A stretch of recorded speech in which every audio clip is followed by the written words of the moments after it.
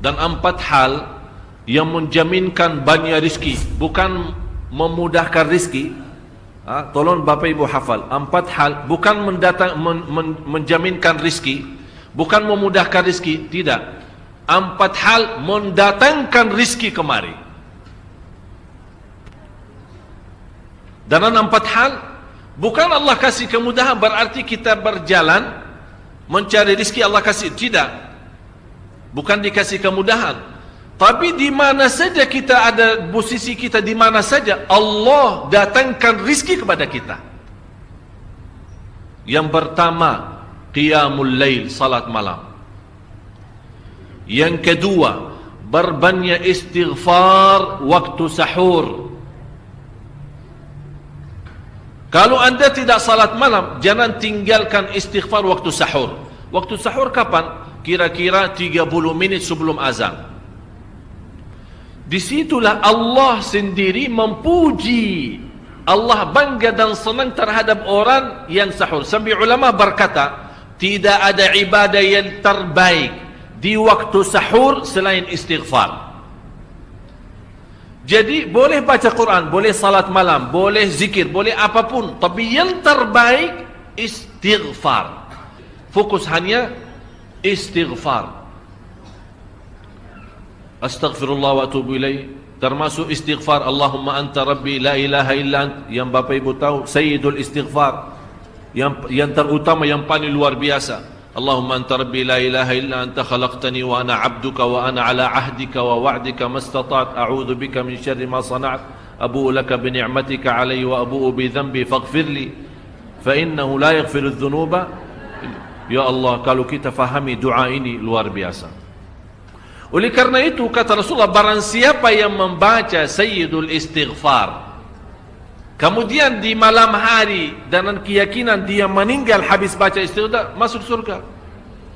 Masuk surga. Berarti ini salah satu doa yang menjaminkan dengan mudah masuk surga.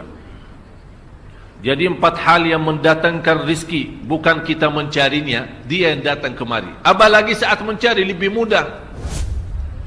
Qiyamul lail, salat malam.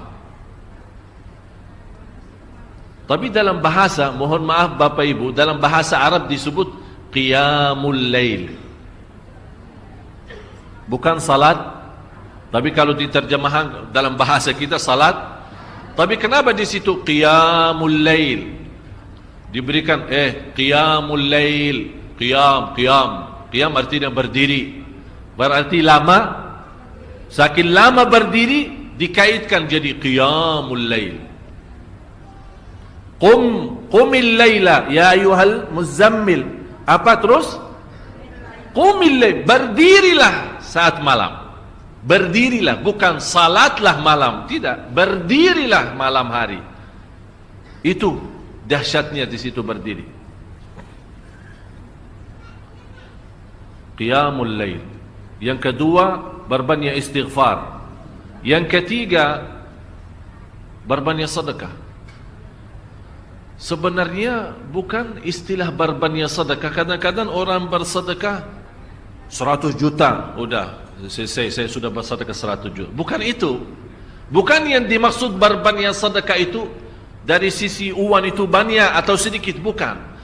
Yang dimaksud rahasia sedekah, ta'ahudus sedekah, istiqamah bersedekah. Istiqamah. Itu tidak menjadi masalah besar maupun kecil, itu tidak menjadi masalah. Karena bagi Allah tidak ada artinya besar maupun kecil, kita tidak memberikan kepada Allah. Karena Allah Maha Kaya. Tapi rahasia sedekah itu kita terus menerus sedekah. Siang, pagi, malam, pagi, besok, terus minggu depan. Tidak pernah berhenti. Setiap ada kesempatan selalu kita membawa sedekah. Itu namanya ta'ahudus sedekah. Ta'ahud kalau dalam bahasa sebuah janjian. Seolah-olah kita ada kontrak kerjasama antara diri dengan apa? Dengan sedekah. Itu kata ta'ahud, ahad, berjanjian. Saya berjanji. Seolah-olah ada berjanjian antara kita dalam sedekah. Jadi tidak boleh terlepas dari berjanjian. Seolah-olah kita menghormati berjanjian. Bagaimana menghormati? Kita terus kerjasama. Kita beri, Allah ganti berkah sedekah. Kita beri lagi, Allah ganti masih terus. Kita beri, masih Allah terus ganti. Itulah dahsyatnya sedekah. Jadi Bapak Ibu, jangan nunggu hari tertentu, bulan tertentu, malam tertentu kita bersedekah. Jangan. Setiap kita merasa ada berita baik, ada berita maupun ada berita buruk yang menyakiti perasaan kita, di rumah tangga kita, anak kita, suami kita, istri kita, apapun, langsung segera sedekah. Disitulah rahasianya. Ikatkan seolah-olah kita sudah membuat perjanjian antara diri dan sedekah. Dalam segala hal, hal senang maupun hal tidak, hal bahagia maupun hal sedih, hal bangga maupun hal lagi menghadapi kesusahan, kesulitan, selalu sehat dan sakit. Terus yang keempat, zikir, berzikir pagi hari dan sore hari. Berzikir pagi hari dan sore hari. Ini 4 hal Bapak Ibu. Berdiri malam hari, itu yang namanya tahajud, banjanya atau lamanya berdiri. Berbanyak istighfar waktu sahur. Yang ketiga, berbanyak sedekah. Sudah Bapak Ibu mengerti, jadi istilah berbanyak sedekah bukan artinya harus banyak dari jumlah hitungannya, tidak. Yang keempat adalah berzikir di pagi hari maupun petang hari. Amman huwa qanitun ana al-laili sajidan wa qa'ima. Sajidan wa qa'ima. Jadi Bapak Ibu, saat kita berdiri lama, walaupun baca satu ayat, diulangi berkali-kali, walaupun baca surah pendek, tapi diulangi berkali-kali, tidak menjadi masalah. Bapak Ibu hanya hafal qulhu. Qulhu dibaca 3 kali, pahalanya seperti baca Al-Quran 30 juz. Ada seorang salih mengajak kawannya, sudah mendekati subuh, ayo bangun salat malam dan baca sepertiga Al-Quran. Langsung orang itu menjawab, bagaimana saya baca, sebentar lagi muazan. Bacalah qul huwallahu ahad. Salat malam dan qul huwallahu ahad. Jadi Bapak Ibu, yang saya harap, jangan susah fikir, ya Allah saya mau baca apaan. Tak usah susah fikir. Baca dan nikmati, yang penting nikmati bacaan. Walaupun qul huwallahu ahad setiap hari.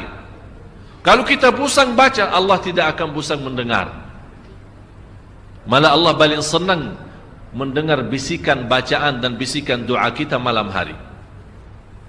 Allah paling senang mendengar bisikan doa munajat kita malam hari. Itu luar biasa.